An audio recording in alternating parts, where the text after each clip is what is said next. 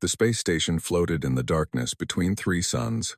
It was massive, it was old, and it was the most famous military school in the entire galaxy. They called it Station Helix 9, and only the best cadets from 1,000 different worlds came here to learn the art of war.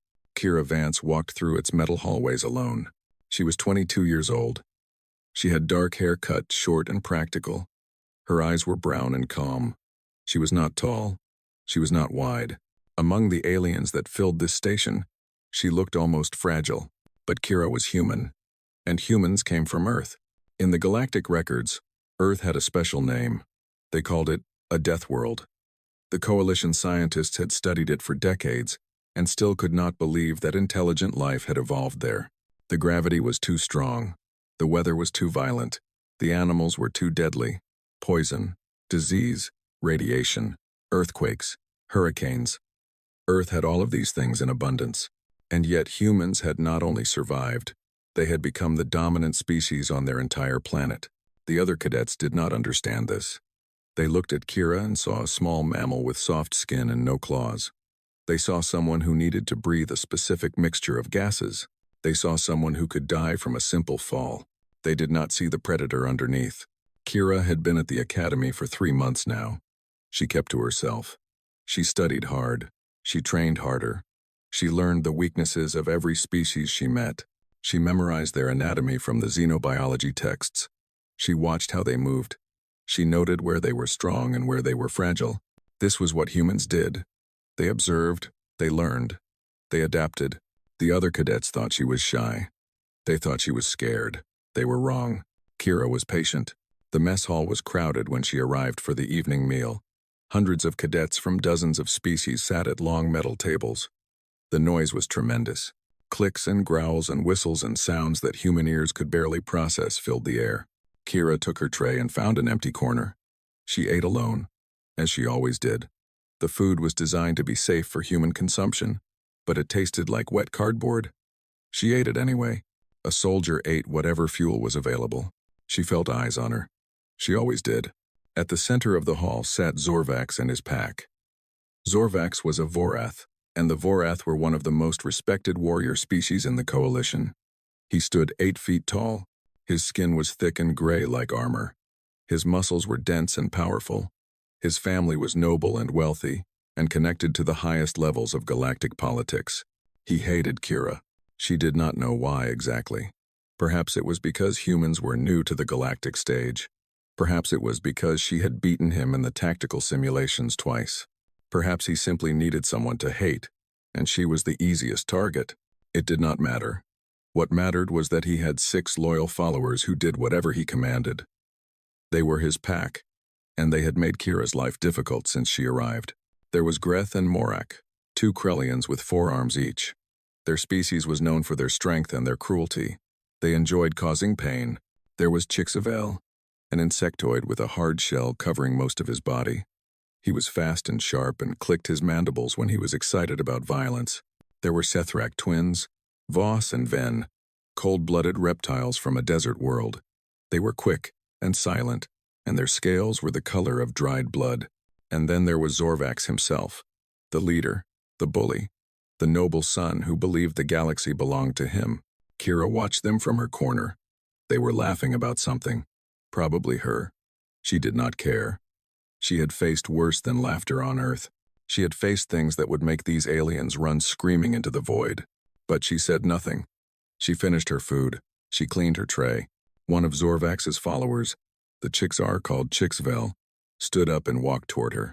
His armored feet clicked against the metal floor. Other cadets watched but pretended not to. This was entertainment for them. Chixvel stopped at her table. His mandibles clicked in what passed for a smile among his kind. "Little Earther," he said. His voice was like breaking glass. "You sit alone again. No friends, no pack. So sad." Kira looked up at him. Her face showed nothing. "I prefer quiet," she said. "Quiet?" Chixvel leaned closer. His breath smelled like something dead. "Maybe you are quiet because you are scared. Maybe you know that you do not belong here. Maybe you know that soft little mammals should stay on their soft little planet." Other cadets were watching now. Some were grinning. Others looked uncomfortable. None of them moved to help. Kira stood up slowly. She was a full 2 feet shorter than Chixvel. She had to look up to meet his compound eyes. "I am not scared," she said. Her voice was calm and flat. "And I belong here as much as anyone." Chixvel made a sound that might have been a laugh. "You belong in a cage. Or a zoo. Humans are not warriors. Humans are entertainment." He reached out with one clawed hand and flicked her ear. It was a small gesture, a tiny humiliation. The kind of thing that happened every day at academies across the galaxy. Kira did not react. She did not flinch. She simply looked at him with those calm brown eyes. Something flickered across Chixvel's face. Confusion, maybe. He had expected her to cry or run or beg. Instead, she just stood there like a statue. "Nothing to say, little mammal?" "I have plenty to say," Kira replied, "but I choose not to waste words on someone who will not understand them." She picked up her tray and walked away. She did not look back. She did not hurry. She moved like someone who had all the time in the universe. Behind her, Chixvel stood frozen. He did not know what had just happened. He had tried to break her, and somehow she had walked away unbroken. At the central table, Zorvax watched everything. His gray eyes followed the human girl as she left the mess hall. There was something about her that bothered him, something that made his instincts whisper warnings. He ignored those instincts. He was Vorith. He was noble. He was strong. And she was just a human. Tomorrow, he decided, he would teach her a lesson she would never forget. Tomorrow, he and his pack would show her exactly where she stood in the natural order of the galaxy. Tomorrow would be the day the human finally broke. He was certain of it. The next day passed like any other. Kira woke at 5 in the morning, station time. She did her exercises in her small room. Push-ups, sit-ups, squats, stretches. Her muscles burned, but she pushed through the pain. Pain was just information. Pain meant she was getting stronger. After exercise came breakfast. Then came classes. The academy taught many things. Weapons, tactics, history, diplomacy, alien anatomy, ship combat, ground combat, political strategy. The instructors were veterans of a dozen wars. They looked at their students with hard eyes and expected perfection. Kira gave them perfection. In the morning tactical simulation, she led her team to victory against a force twice their size. She had studied the enemy commander species. She knew that the Valkyrie were aggressive but impatient. She let them attack first. She let them waste their energy. Then she struck at their supply lines and watched them crumble. Her teammates said nothing to her afterward. They never did. But she saw the looks on their faces. Surprise, respect, fear. In the afternoon weapons class, she scored highest on the shooting range. Her hands were steady. Her eyes were sharp. She hit every target, even the ones that were supposed to be impossible. The instructor, a scarred old warrior named Thesic, watched her with interest. He had seen many soldiers in his long life. He had commanded fleets and armies. He had faced death more times than he could count. But there was something about this human that made him pay attention. Something in the way she moved. Something in the way she watched everything around her. Something in those calm, patient eyes. She fought like she was already dead. Like she had nothing to lose. Like she was waiting for something. Thesic had seen that look before. It was the look of a predator. When the day's training ended, most cadets headed to the recreation areas. They played games. They talked. They relaxed. But Kira went to the library. She studied for 2 more hours. Then she went to the empty training hall and practiced hand-to-hand combat alone. She moved through the forms slowly. Each punch was perfect. Each kick was precise. Each block was exactly where it needed to be.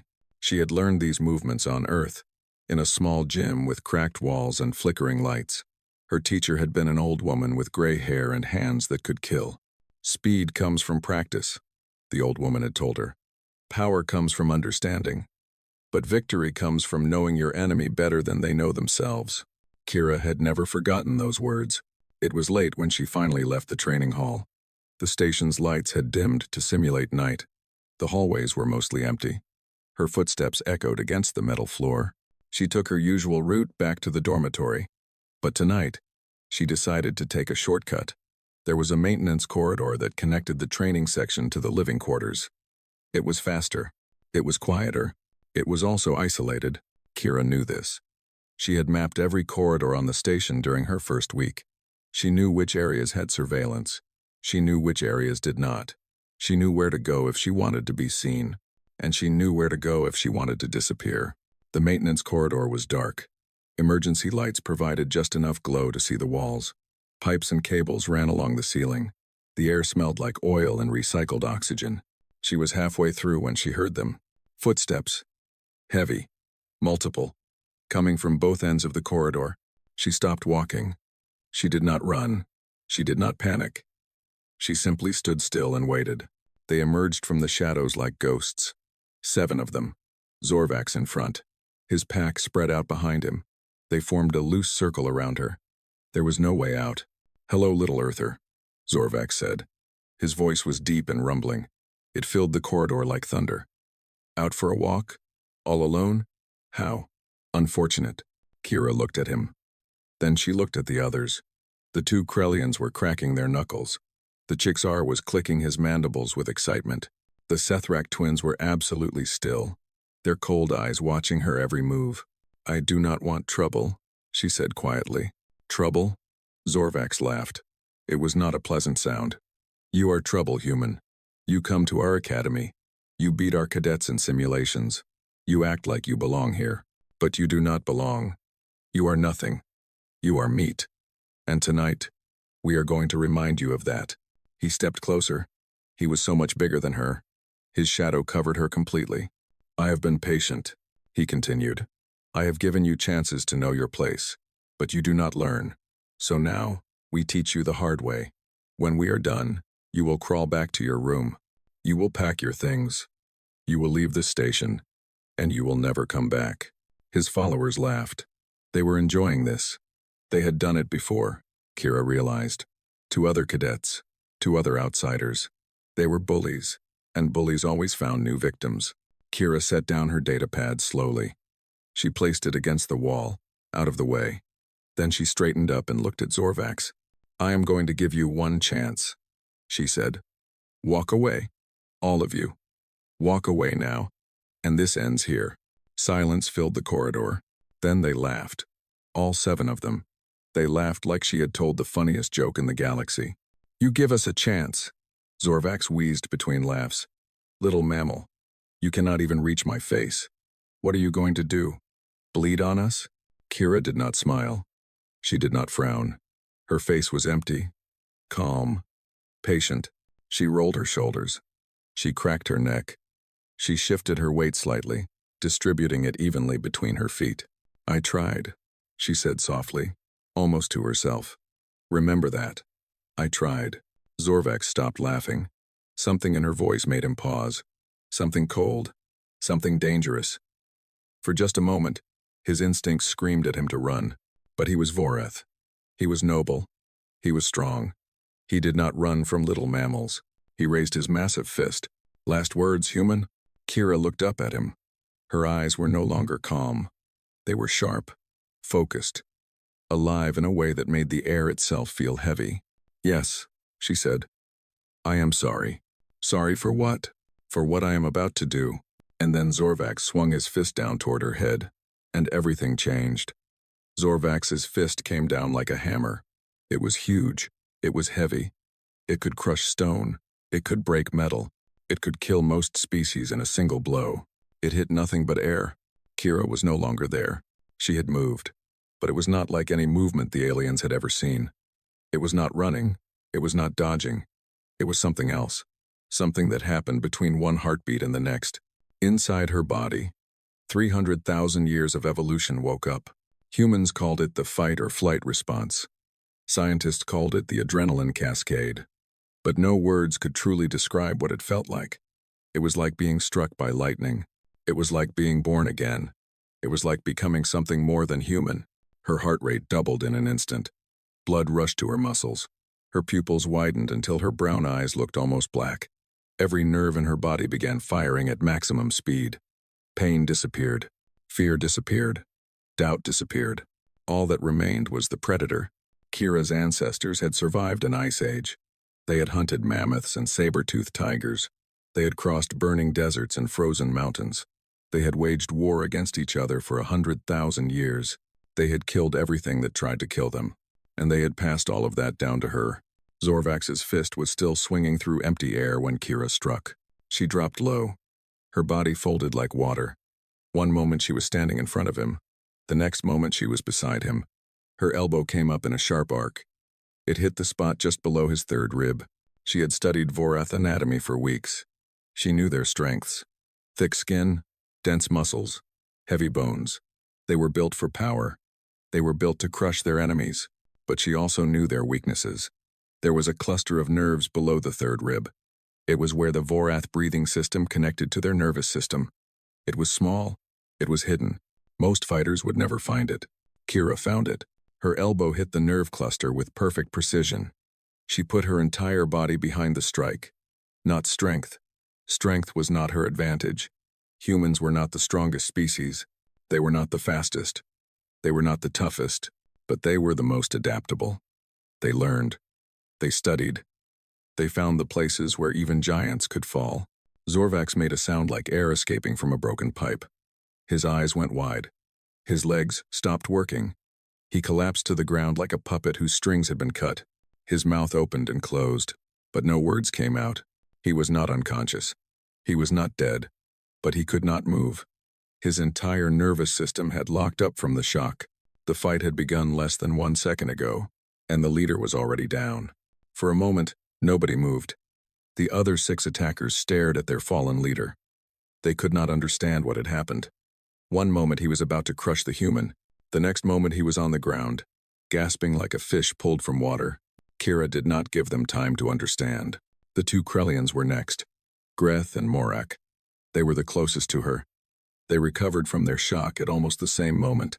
They swung their forearms at her, 8 fists coming from 8 different directions. Most species would have been overwhelmed. Most species would have been beaten to a pulp. But Kira was not most species. She was human, and humans did not fight fair. She did not try to block all 8 attacks. That was impossible. Instead, she moved between them. She twisted. She ducked. She flowed like water through the gaps in their assault.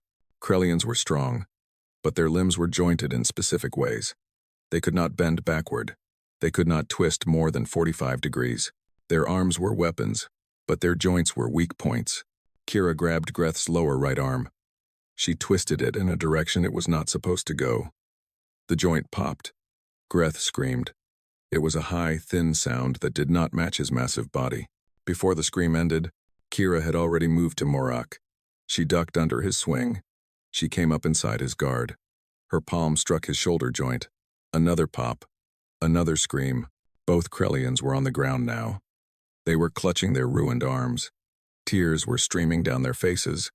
They had never felt pain like this. On their homeworld, they were the ones who caused pain. They were the predators. They were the strong ones, but they had never met a predator from a death world. Kira stood between the fallen bodies. She was breathing hard now, not from exhaustion, from the adrenaline, from the energy that was burning through her veins like fire. She looked at the remaining 4 attackers. The Chixar, the 2 Sethrak. They were staring at her with something new in their eyes. Fear. They had never seen anything like this. They had bullied dozens of cadets. They had broken bones. They had caused pain. They had always won. Because they were bigger. Because they were stronger. Because they had numbers. But this human was not afraid of numbers.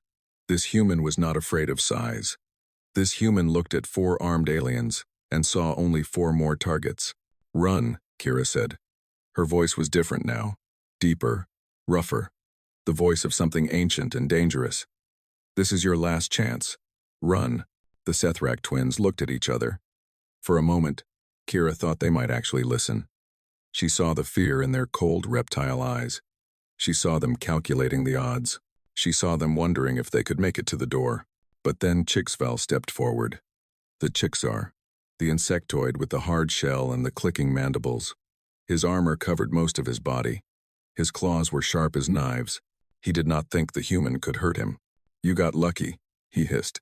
Zorvax was careless. But I am not Zorvax, and my shell is stronger than stone. He raised his clawed arms. He spread his mandibles wide. He charged at her with all the speed his species could produce. Kira smiled. It was a small smile, A cold smile. The smile of someone who had already won. Your shell is strong, she agreed. But your throat is not. And then she moved again, and the screaming continued. Chixvel was fast. His insectoid muscles were designed for quick, explosive movements. He could cross a room in the blink of an eye. He could strike before most enemies even knew he was attacking. But Kira was faster, not because her muscles were better. They were not. Not because her reflexes were stronger. They were about the same. She was faster because she had been waiting for this moment. She had been preparing for it. She had seen his attack coming before he even decided to make it. Humans were prediction machines. Their brains were constantly calculating, constantly planning, constantly looking for patterns. They could read body language like a book. They could see a movement begin before it was complete. And Kira had been reading Chixvel since the moment he stepped out of the shadows. The Chixar lunged with his right claw. It was a straight thrust, aimed at her chest. His shell was indeed like armor. His claws were indeed like knives. But he had made a mistake. He thought his armor made him invincible. He thought nothing could hurt him.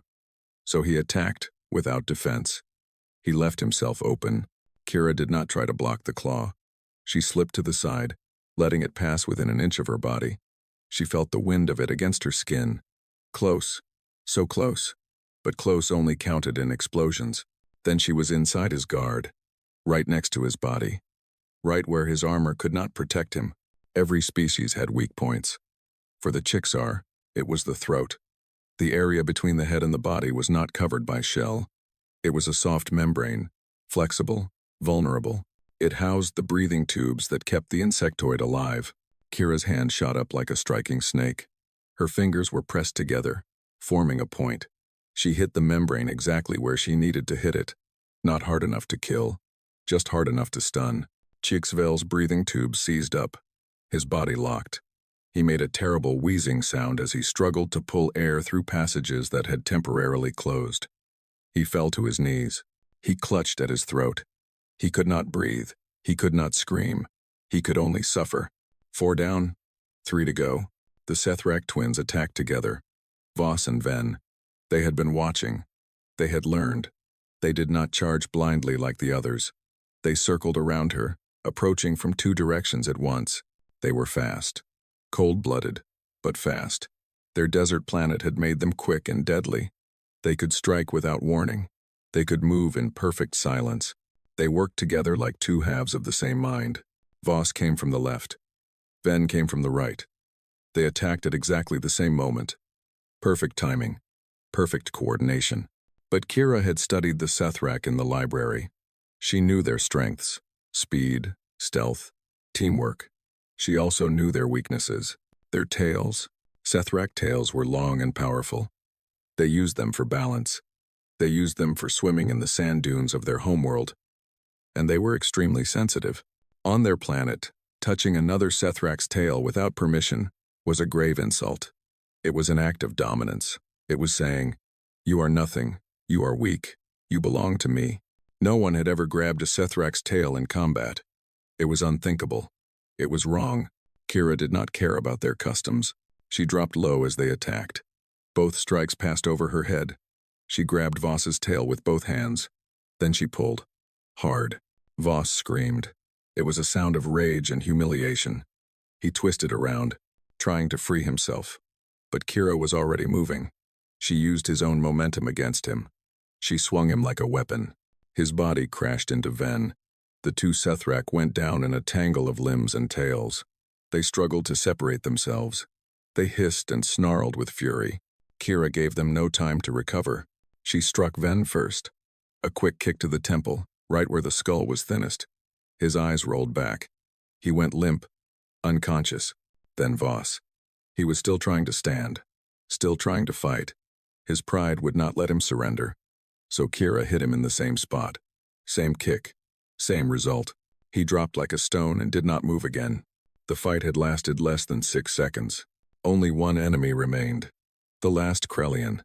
His name was something Kira had never bothered to learn. He was not Greth or Morak. He was the quiet one. The one who usually stood in the back and watched. He was watching now. But there was no cruelty in his eyes anymore. There was only terror. He looked around the corridor. He saw Zorvax on the ground, still gasping. He saw Greth and Morak clutching their ruined arms. He saw Chixvel struggling to breathe. He saw the Sethrak twins unconscious and tangled together. 7 of them had come to teach the human a lesson. In 6 seconds, she had destroyed them all, and now she was looking at him. Kira stood in the middle of the corridor. Her breathing was deep and steady. Her hands were at her sides. There was no expression on her face. She looked calm. She looked relaxed. She looked like she could do this all night. "Run," she said simply. He ran.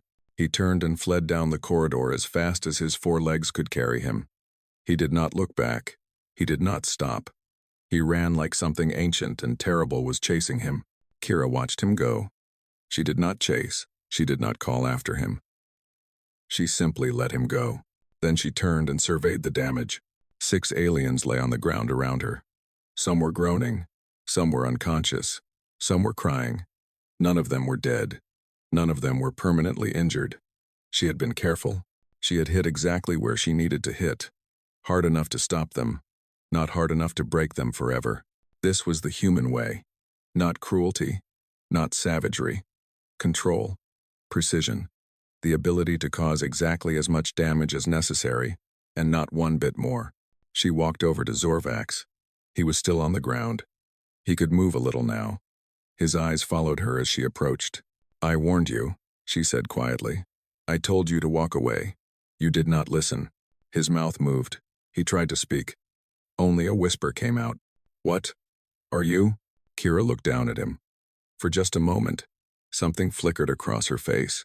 Something sad. Something tired. "I am human," she said, "and I do not like being pushed." Then she picked up her datapad from where she had left it. She walked past the fallen bodies. She continued down the corridor toward her room. Behind her, the groaning continued. But Kira did not look back. The lesson had been taught. The Academy Infirmary had never been so busy. 7 cadets arrived within minutes of each other. They were carried in on stretchers by medical drones. They were groaning and crying and whimpering. Some were unconscious. All of them were injured. The doctors worked through the night. They scanned. They treated. They repaired. By morning, they had a complete list of injuries. Zorvax, nerve trauma to the thoracic cluster. He would need a week of therapy to walk normally again. Greth, dislocated shoulder joint, lower right arm. Surgery required. Morak, dislocated shoulder joint, upper left arm. Surgery required. Chixvel, bruised throat membrane, temporary breathing difficulty. Rest and medication needed. Voss, minor skull fracture, concussion. Bed rest for 2 weeks. Ven, minor skull fracture, concussion, bed rest for 2 weeks. The 7th Krelian had no physical injuries, but he refused to leave his room. He refused to talk. He just sat in the corner and stared at the wall. The doctors had seen many things in their careers. They had treated wounds from training accidents. They had healed broken bones and torn muscles, but they had never seen anything like this. 7 cadets, all attacked at the same time, all injured within seconds, all by a single human. Commander Thesic received the report at dawn. He read it 3 times. Then he pulled up the surveillance footage. There were no cameras in the maintenance corridor. That was why the bullies had chosen it, but there were cameras at both ends. The footage showed what time each person entered and what time each person left. Zorvax and his pack entered at 22 hours 47 minutes and 3 seconds. Kira Vance entered at 22 hours 47 minutes and 31 seconds. At 22 hours 47 minutes and 42 seconds, screaming could be heard from within the corridor. At 22 hours 47 minutes and 49 seconds, a single Krelian ran out at full speed. His face was twisted with terror. At 22 hours 48 minutes and 15 seconds, Kira Vance walked out, alone, calm, unhurt. She was carrying her datapad. She walked back to her dormitory like nothing had happened. Thesic leaned back in his chair. He was old. He had seen many things. He had fought in 3 major wars. He had watched fleets burn in the void between stars. He had held dying soldiers in his arms. But this footage made him afraid. Not afraid of Kira Vance. Not exactly. But afraid of what she represented. Afraid of what her species might become. He called for Captain Reyes. the human liaison officer. The man arrived 20 minutes later. He was middle-aged, with gray at his temples and calm eyes that missed nothing. "You saw the footage," Thesic said. It was not a question. "I saw it. Explain it to me." Reyes sat down across from the commander. He took a moment to gather his thoughts. "What do you want to know?" "Everything." Thesic waved at the screen. She took down 7 trained cadets. 7, in less than 10 seconds. And she did not even look tired. "How is that possible?" Reyes smiled. It was a small, sad smile. "Commander, what do you know about Earth?" Thesic frowned. "It is a Class 1-2 death world. High gravity, extreme weather, dangerous wildlife. The Coalition has files on it." "Files?" Reyes almost laughed. "The files do not tell the whole story. Earth is not just dangerous. It is a nightmare. The entire planet is trying to kill everything on it, and humans evolved there. We are the survivors of 4 billion years of death." He leaned forward. "Our ancestors were not the strongest animals on Earth. They were not the fastest. They were not the biggest. They survived because they were clever, because they could learn, because they could adapt, and because of something called persistence hunting." "Persistence hunting?" "Other predators chase their prey. They run fast. They catch it quickly. But humans do not work that way. We cannot outrun most animals. So instead, we follow them. We track them. We chase them for hours, days, however long it takes. We do not stop. We do not rest. We follow until our prey is exhausted, until it cannot run anymore, until it simply falls down and dies." Thesic felt a chill run down his spine. "You are saying humans are relentless. I am saying that giving up is not in our nature." Reyes pointed at the screen. Those cadets thought they were ambushing a weak little mammal. They did not understand what they were facing. They saw her size. They saw her soft skin. They thought she was prey. He paused. They were wrong. Thesic looked at the frozen image on his screen. Kira Vance, walking away from the corridor. Small, calm, unhurt. "She could have killed them," he said slowly. "Yes, but she did not." "No." Reyes shook his head. "She used exactly as much force as necessary. No more. She targeted non-lethal points. She disabled them without destroying them. That was not rage, Commander. That was control. Complete, perfect control." "Why?" Reyes was quiet for a moment. "Because humans are not monsters," he said finally. "We are capable of terrible things. Our history is full of blood. But we are also capable of mercy, of restraint, of choosing not to destroy, even when we could." He met Thesic's eyes. "Kira Vance is one of the best humans I have ever met. She did not want that fight. She warned them. She gave them a chance to walk away. They chose violence. So she responded with violence. But she controlled it. She limited it. She stopped the moment the threat was over." Thesic was silent for a long time. "What happens now?" he asked finally. "Now?" Reyes stood up. "Now the other cadets learn what they should have known from the beginning. You do not threaten a human. You do not corner a human. And you certainly do not attack a human unless you are prepared for the consequences." He walked to the door. Then he stopped and looked back. "One more thing, Commander. Those 7 cadets were bullies. They had done this before. To other cadets. Weaker ones. Ones who could not fight back. I checked the records. 14 complaints in 2 years. All ignored." Thesic felt his face grow hot with shame. "From now on," Reyes said, "those complaints will not be ignored. Because if they are, Kira Vance will not be the last human to teach your cadets a lesson." He left. Thesic sat alone in his office. He looked at the frozen image on his screen. A small human girl. Brown hair. Brown eyes. Walking calmly through a station full of warriors who now knew to fear her. He thought about the files on Earth. The gravity. The weather. The predators. The millions of years of evolution that had produced this species. And for the first time in his long career, Commander Thesic was grateful that humans were allies of the Coalition, because the alternative was too terrible to imagine.